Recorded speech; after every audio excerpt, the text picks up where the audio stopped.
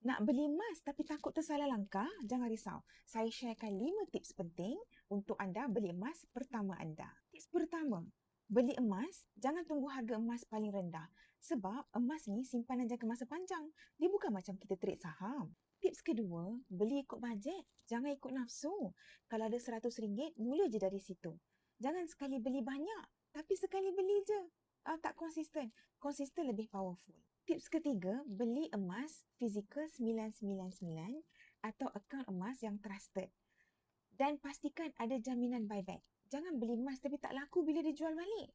Kan susah nanti masa nak pakai duit. Tips keempat, asingkan emas untuk tujuan yang berbeza.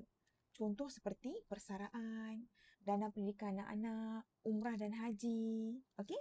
Tips terakhir, set auto simpan. So simpan dulu, baru belanja. Kalau tunggu hujung bulan baru nak simpan, memang tak ada lah emasnya. Anda yang baru nak menyimpan emas, jangan tunggu kaya baru nak mula. Mula kecil, tapi mula sekarang. Kalau anda nak saya bantu guide bagaimana menyimpan emas, komen emas, nanti saya bantu. Follow saya rapat-rapat untuk simpan emas dengan tenang.